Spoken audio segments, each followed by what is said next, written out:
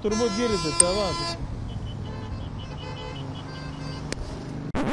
Jums tikriausiai baisiai įdomu, kas yra šitas bičas ir kaip jis pateko į šią situaciją. O, tai greit, ble, tai duokit jam į kuprą, debilui. Tas žmogus yra viena iš marginalų judėjimo žvaigždžių – Antanas Kandrotas, dar žinomas kaip Celofanas.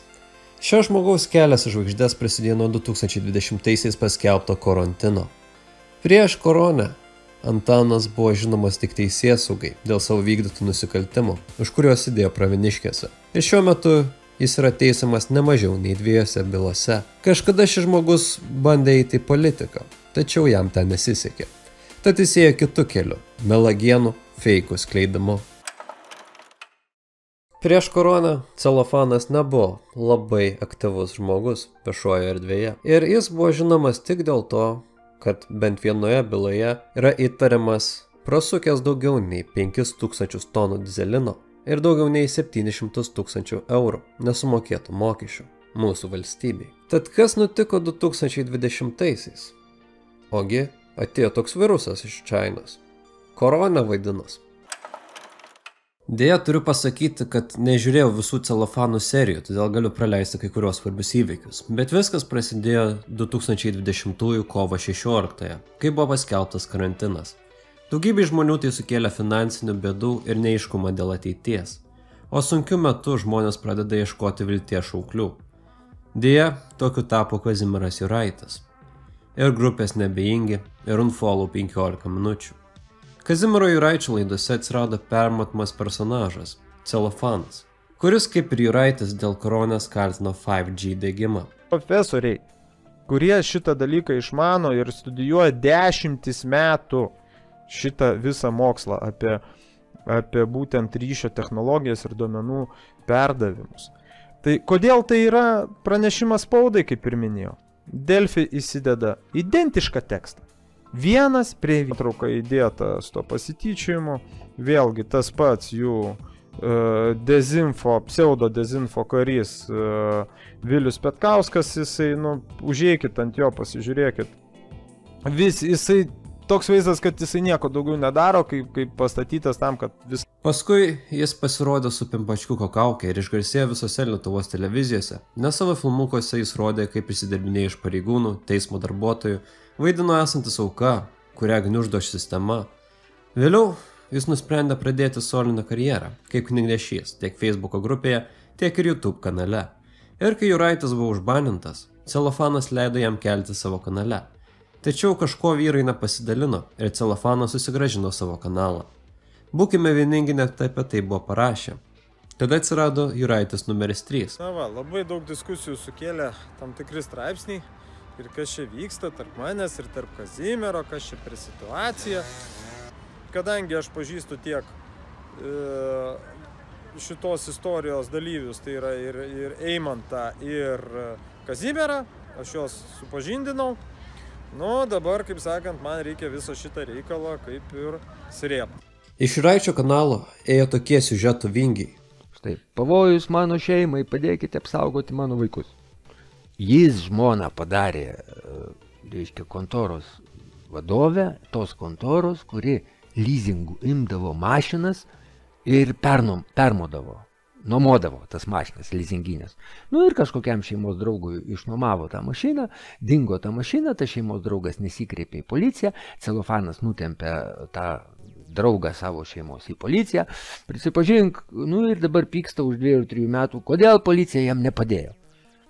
Tai šitam reportaže jo paties, čia grinai iš jo paties žodžių. Viskas policijos atžvilgių buvo korektiškai daroma. Jeigu būtų Celofano žmona Žiopla, blogai apmokyta, pasakytų, taip, man Antanas liepė ten tą, aš nieko ne... Tai aišku, kad tada reikia ir vaikų teisės, tam atsivežta, bet tam ir policija korektiškai elgėsi, ten viskas korekt buvo, bet byla neuždaryta. Juk ta mašina, taip aš įsivaizduoju, tai yra leasingo balanse, o leasingas apdrausta jinai 30 000 vertės, yra stambus vis tik tai turtas, čia yra baudžiamoji atsakomybė, be to yra visi požymiai tokie pavėluotai kreiptasi į tą policiją, tai ta byla ir negali būti uždaryta, kol nebus leasingui kažkaip tai išaiškinta, arba trečiosius asmenys nenukreipta, bet čia akivaizdu, kad bylą reikia pabaigti. Ir iš pačio Celofano lūpų ėjo kalba apie tai, kad jo šeima pavojė dėl ėjimo prieš sistemą. Toliau sekė eiliniai įsidarbinėjimai iš pareigūnų, visokie užgauliojimai ir taip toliau. Dar reikia pridėti grasinimus Raskevičiui ir Maldeikiui. Viskas tik tam, kad surinkti viskuo nepatenkintus ir pasinaudoti jų parama. Tiesa, yra keli labai svarbus faktai, kuriuos turiu paminėti. Celofanui vis dar gresia apie 6 metai kalėjimo. Ir kaip jis teigia, iš korumpuotų pareigūnų, kurie nori jį uždaryti, nes jis eina prieš sistemą. Viskas nagrinėdamas suklastotą bylą, paprašė man skirti 6,5 metų laisvės atėmimo bausmę. Vat, kaip, pamenat, kai buvo laidoj, pasakė ten vienoj, kad oi, čia prisidirbsi ten už tos teismus, už ten tos visus žodžių trolinimus tos teisėjų. Na va, tai panašu, kad jau viskas link to ir eina. Prokuroras man užprašė 6,5 metų kalėjimo. Na, o dabar apie viską nuo pradžių. Vienas dalykas, kurį nėra sunku pastebėti, yra tai, kad su laiku Celofano laidų kokybė pradėjo kilti. Vaizdo ir garso prasme. Ir dėl kai kurių Celofano video girdimų užkadrinių balsų dėka galima teikti, kad filmuoja komanda. Nes netrukus pristatysiu svečius. Blet, lievai, blogai per mane. Ir šitą ištrinkit, nes kur YouTube, kad nebūtų.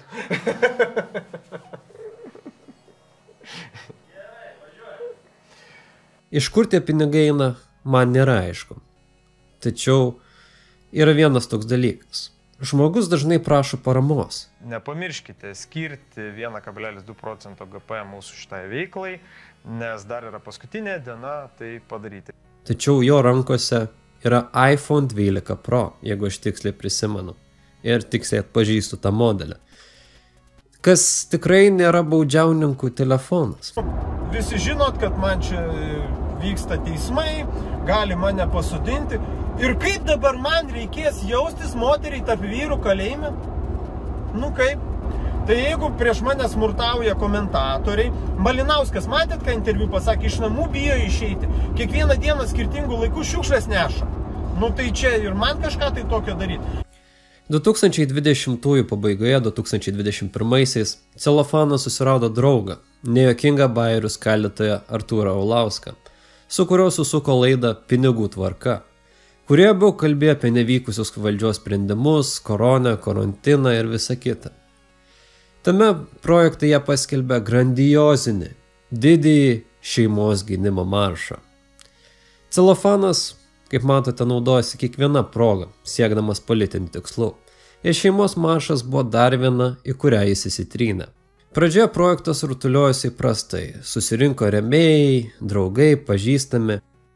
Buvo aptarti reikalai su Respublika, kuri greitai tapo neberėmėja, tačiau vis tiek rašė apie tą renginį. Kaip ir bet kuriam geram serialui, reikia pasakyti, kad buvo ir įdomesnių įvykių. Prieš kelis mėnesius iki šeimos maršo buvo įvykęs toks gan įtemptas siužetinis posūkis, po kurio aš galvojau, kad va, pagaliau serialas baigsis ir galėsiu toliau žiūrėti didingai amžių, kaip ten Kosem Sultan ten kažką padarys tai kitai. Sveiki, draugai, esu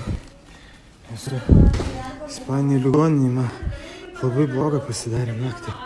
Pradėjau pykinti, pradėjau vemti, viduriuoti. Nežinau, kas atsitiko. Tai mane atvežė į ligoninę. Ir greitoji sako, kad neatvažiavo, atvežė draugai. Tai daktarai, kaip užuoja, kad aš užsidėčiau kaukę. Ir aš negaliu net kvėpuoti. Įsivaizduokite, Ispanijoje. Čia ne bairis, čia rimta. Bet, net tau Noelio rožėm klotas kelias. Ir serialas tęsiasi. Šeimos maršas įvyko gegužės 15 dieną. Ir ten buvo gerų vaizdų. Tačiau aš turiu nusivilti, nes taiklumas mūsų liaudės buvo gan prastas. Iš visų kiaušinių, kuriuos metė, buvo pataikęs tik vienas – liūdesiukas. Ir paskutinis šio herojaus žygdarbis įvyko ant dienų prieš šio video kūrimą. Jis kažkokį nepažįstamą žmogų įvardijo kaip Čekanavičių, žinoma pedofilą. Just because tas žmogus buvo su LG žmonėmis mitinge ir buvo vyresnis nei visi kiti. Yra už tai, kad valstybėje turi kažkas pasikeisti, o tam tikrų iškrypėliškų dalykų turime elementariai tiesiog nedaleisti. Bet ar jums nieko nesako šitas žmogus? Ar jūs jo nepažįstate? Aš irgi pradžiai pasižiūrėjau tą įrašą ir galvoju, o kas čia toks? Kas čia sėdi kažkoks tiesiog žmogus tarp tų jaunimo grupelės, kuriem didžiai daliai turbūt vakar suėjo 18. Ir sėdi žmogus, akivaizdu, kad jisai ten prie jų. Pagal amžiaus grupę jisai iškart išsiskiria. Absoliučiai jisai išsiskiria tarp tų žmonių. Aišku, ko nepadarysi dėl pinigų, šlovės ir laikų. Ir reikia parodyti, kad toks egzistuoja, nes žmonės pamirš. Tačiau internetas dėja ne. Video kūrimo metu taip pat ėjo teismo procesas viena iš bylų. Vyksta teismo posėdis. Sėdžiu vestibilį čia vestibilį vienoje vietoje. Ir teismo posėdis vyksta. Tai aš tik tai keliu tokį klausimą. Tai atsėdėti irgi bus galima čia nuotoliniu būdu. Ir aš pasakysiu dar vieną labai man įdomų dalyką. Man įdomu dėl šio žmogaus yra jo selektyvumas. Jis nekenčia pareigūnų, tačiau tuo pačiu reikalauja jų pagalbos ir tikisi, kad jie padės jam, nors jisai įžeidinėja juos, visai stumia durą ir taip toliau.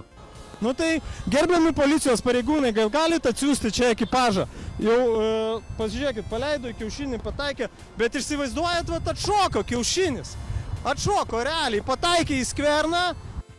Ko man įdomus šio serialo veikėjas Celofanas yra to, kaip jis sugeba prisiderinti prie grupės, kurie kažko nekenčia. 5G nekentėjai, skiepų nekentėjai, valdžios nekentėjai ir galiausiai po 5 metų bus dar ir kokie kiborgų nekentėjai ir mes pamatysim ten Celofaną, kuris sėkmingai kalbės apie tai, kaip reikia sunaikinti tos kiborgus. Bet su tom aš ir baigsiu, nes manau ir taip šiai dienai per daug Celofano.